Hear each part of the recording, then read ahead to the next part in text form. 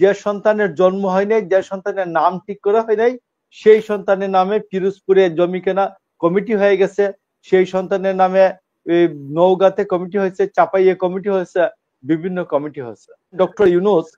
তিনি নিজে স্বীকারোক্তি দিয়েছেন ফিনান্সিয়াল টাইমসে, ছেলেরা বলেছে, ছাত্ররা বলেছে যে আমরা আমাদেরকে কে চিনে, জনগণ আমাদেরকে কে ভোট দিবে। আমি বলেছি না, তোমাদের সবাইকে চিনে, সবাই তোমাদেরকে ভোট দিবে। এদেরকে আজকে রাজনীতির মাঠে যে ঠেলে দিলেন, এদের জীবন জীবিকা কি হবে, এটা তো আজকে এরা ঝুঁকির মধ্যে পড়লোই। তো আজকে এই বাচ্চাদেরকে এইসব কিংস পার্টি টার্টি না দিয়ে কিং নিজেই যদি আসতেন, একটা পার্টি করতেন, আমরা বলতাম কিং ক্যানট ডু রং,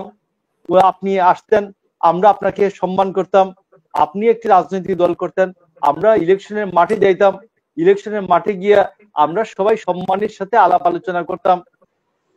তো বিএনপি কিংস পার্টি, হ্যাঁ, বিএনপি রাষ্ট্রপতি জিয়াউর রহমানের হাত ধরে তৈরি হয়েছিল, এবং আপনি জানবেন যে বিএনপি তৈরি হয়েছিল রমনার বটমূলে একটি সাংবাদিক সম্মেলনের মাধ্যমে বিএনপির ওপেনিং হয়েছিল, এবং বিএনপির সেন্ট্রাল কমিটি হওয়ার পরে ৭৫ সদস্য বিশিষ্ট কমিটি হয় 1978 সালের 1 সেপ্টেম্বর, এবং তারপরে অন্যান্য জেলা কমিটি, থানা কমিটি এগুলো হয়। তো আমি আজকে 3টার সময় আমি এসএ টিভির একটা নিউজ অ্যানালাইসিস বলে একটা অনুষ্ঠান আছে, ওটাতে ছিলাম। তো আমাকে যখন লাইভ দেখাচ্ছিল আর কি, তো ওখানে শুনছিলাম যে নওগাঁ থেকে একটি বিশাল মিছিল এসেছে, ইয়া নিয়ে, কি বলে, ব্যানার নিয়ে। মানে আমরা গত 50 বছর ধরে যে বক্তব্যটা শুনি আর কি, অমুক ভাইয়ের নেতৃত্বে একটা বিশাল মিছিল আসছে, এইরকম তাকে করতালি দিয়ে স্বাগত জানান। আমার বক্তব্যটা হলো যে পার্টির জন্ম হয় নাই ওই সময় পর্যন্ত, 3:20 পর্যন্ত, তো তার নওগাঁ থেকে লোক এসছে, পিরোজপুর থেকে, পিরোজপুরের ডিসি বাস রিকুইজিশন বা বাস অধিগ্রহণ করে লোক পাঠানোর ব্যবস্থা করেছেন। আমি বিএনপি যদি আগামীকালকে বা আগামী সব মাসে একটা সমাবেশ করতে চাই, তাইলে পিরোজপুরের যে জেলা প্রশাসক, ও কি আমাদেরকে 10টা বাস রিকুইজিশন করে লোকজন ঢাকায় আসার ব্যবস্থা করে দিবে? আর বিএনপি রাষ্ট্র ক্ষমতায় থেকে জিয়াউর রহমান যে রাজনৈতিক দলটি করেছিলেন, ওই সময়কার প্রেক্ষাপট আর এই সময়ের প্রেক্ষাপট একটু আলাদা। আমি আপনাকে বলছি, যেমন তখন আওয়ামী লীগ অ্যাবসেন্ট, আওয়ামী লীগও নাই, আওয়ামী লীগকে গড় থেকে এনে পালকি পাঠিয়ে আনতে হয়েছে। 75-এর 7ই নভেম্বরের পরে বা 75-এর পরে, পট পরিবর্তনের পরে আওয়ামী লীগও রাজনীতিতে ছিল না, অন্যান্য রাজনৈতিক দলগুলি ম্রিয়মান একেবারেই। তো সেই অবস্থায় বাংলাদেশের রাজনৈতিক ঐতিহাসিক প্রেক্ষাপটে যে একটি নতুন রাজনৈতিক দল, যে রাষ্ট্রপতি জিয়াউর রহমানের হাতকে শক্তিশালী করবে,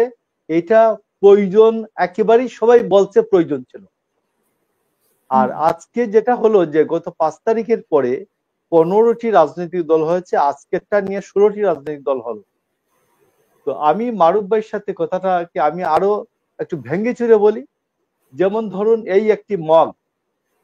এই মগটি আমি চাই এই পানির গুণগত পরিবর্তন, পানিটার গুণগত পরিবর্তন, ফুটানো পানি দিবেন, অথবা একটু মিনারেল ওয়াটার দিবেন, অথবা বিশুদ্ধ পানি দিবেন। আপনি পানি না দিয়ে বারবার খালি শুধু একটার পর একটা মগ দিয়ে যাচ্ছেন। তো আজকে নিয়ে 5 তারিখ থেকে 16টা মগ আসলো, এখানে পানি নাই। নতুন রাজনৈতিক বন্দোবস্ত, যেটা নিউ পলিটিক্যাল সেটেলমেন্ট, কোন পলিটিক্যাল সেটেলমেন্টের বক্তৃতা নাই এখানে। আপনি দেখবেন যে পাকিস্তান পন্থীদের জায়গা হবে না, ইন্ডিয়া পন্থীদের জায়গা হবে না। তো এগুলো তো বহু পুরানি বাত। পরিবারতন্ত্র থাকবে না, পরিবারতন্ত্রের কবর রচনা করা হয়েছে, এবার নিশ্চিহ্ন করা হবে। কবর তো করতে গিয়ে তো কবর, নিজেদের কবরই নিজেরা, আমি উল্টাপাল্টা বলতে চাই না। তো আমার প্রয়োজন হলো যে একটি নতুন রাজনীতি আপনি দিচ্ছেন একটার পর একটা দল দল মানুষ অনেক দল বাংলাদেশে 100-র উপর দল আছে 54টা না 55টা রাজনৈতিক দল আছে কি বলে ওই রেজিস্ট্রেশন প্রাপ্ত তো আপনি নতুন পলিটিক্সটা কি দিতে চান ওটা পরিষ্কার করেন ওটা তো আপনি পরিষ্কার করতে পারেন নাই তারপরে আপনাকে আমি যেটা বলি যে সেটা হচ্ছে যে একটা বাচ্চার জন্মই হয় নাই এই বাচ্চার নামে জমি কেনা প্রতি জেলায় জমি কেনা কমপ্লিট বাচ্চার নামও ঠিক হয় নাই তো আমাদের সম্পত্তি আইনে কি বলে যে ট্রান্সফার অফ প্রপার্টি অ্যাক্টে টিপিএ তে পড়ানো হয় অজাত সন্তানের নামে সম্পত্তি কেনা তো যে সন্তান জন্ম হয় নাই সেই সন্তানের নামে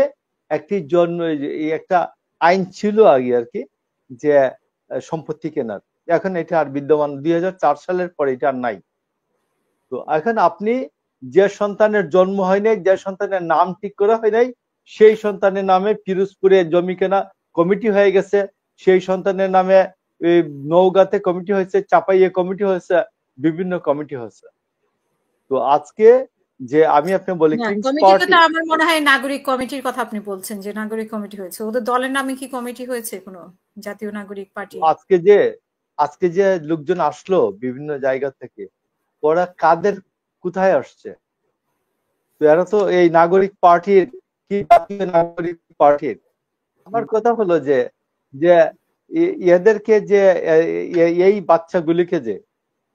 এদের জীবন ঠিক হয় নাই জীবিকা ঠিক হয় নাই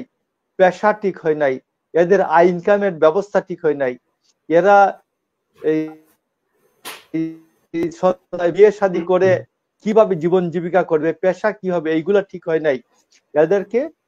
আপনি রাজনীতিতে ঠেলে দিলেন যিনি ঠেলে দিয়েছেন সেটা হচ্ছে যেটা আজ থেকে 3 মাস পরে আরো 2 মাস পরে উচ্চারিত হবে সেটা একটু আগে বিরক্ত হব তো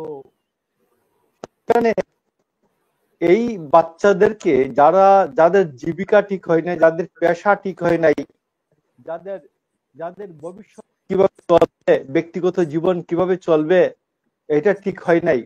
আজকে এদেরকে পাঠিয়ে দেওয়া হলো রাজনীতির মাঠে এই রাজনীতির মাঠে যিনি ঠেলে দিলেন যিনি যাদেরকে ঠেলে দিলেন আমরা 90 সালে আমরা 86 সালের পরীক্ষা তার মনে আছে কিনা আমরা 86 সালের পরীক্ষা 89-এ দিয়েছিলাম 86 সালের অনার্স পরীক্ষা 3 বছর আমাদের সময় অনার্সে আমাদের সেশন জট ছিল লস তো আমরা তখন ছাত্র রাজনীতি শেষ করে আমরা যখন বিশ্ববিদ্যালয়ের বাইরে আসছি আমরা দেখছি জীবন জীবিকা সবকিছু এটা নিয়ে অন্ধকার দেখছি রাস্তাঘাট তো তারপরে উঠে দাঁড়াতে আবার কয়েক বছর লাগছে তারপর রাজনীতি ফিরে আসছে তো আজকে যে ছেলেদেরকে ঠেলে দিলেন ডক্টর ইউনূস তিনি নিজে স্বীকারোক্তি দিয়েছেন ফিনান্সিয়াল টাইমসে ছেলেরা বলেছে ছাত্ররা বলেছে যে আমাদেরকে কে চিনে জনগণ আমাদেরকে কে ভোট দেবে আমি বলেছি না তোমাদের সবাইকে চিনে সবাই তোমাদেরকে ভোট দেবে এদেরকে আজকে রাজনীতির মাঠে যে ঠেলে দিলেন এদের জীবন জীবিকা কি হবে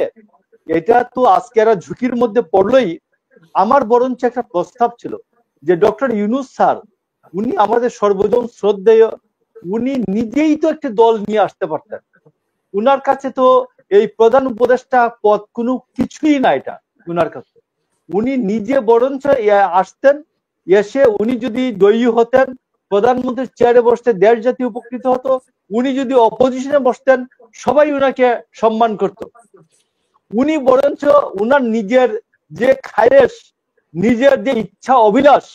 সেটা নিজে না করে এই বাচ্চাদেরকে ঠেলে দিয়েছেন এবং ডিসিদেরকে বলে দিচ্ছেন যে ইয়ে দাও বাংলাদেশে আমি আপনাকে বলি বাংলাদেশে ডিসি কিন্তু কেউ নিয়োগ দিতে পারে না প্রধানমন্ত্রীর কার্যালয় ছাড়া প্রধান উপদেষ্টার কার্যালয় ছাড়া তো ডিসিরা প্রধান উপদেষ্টার কার্যালয়ের ইশারা ছাড়া নড়ে না ডিসিরা মন্ত্রী টন্ত্রী এমপিদেরকে তুয়াক্কাও করে না এই কেয়ার করে না তো আজকে এই বাচ্চাদেরকে এইসব কিংস পার্টি টার্টি না দিয়ে কিং নিজেই যদি আসতেন একটা পার্টি করতেন, আমরা বলতাম কিং ক্যানট ডু রং, আপনি আসতেন, আমরা আপনাকে সম্মান করতাম, আপনি একটি রাজনৈতিক দল করতেন, আমরা ইলেকশনের মাঠে যাইতাম, ইলেকশনের মাঠে গিয়ে আমরা সবাই সম্মানের সাথে আলাপ আলোচনা করতাম, যে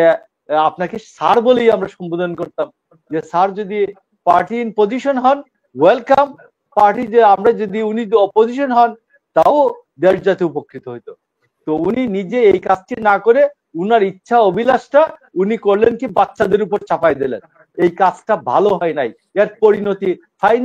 ফাইনাল রেজাল্টটা, শেষ পরিণতিটা ইতিহাস বলবে, দেখা যাক ইতিহাস কি বলে। আমার কাছে আইডিয়া হচ্ছে শেষ পরিণতিটা শুভকর না।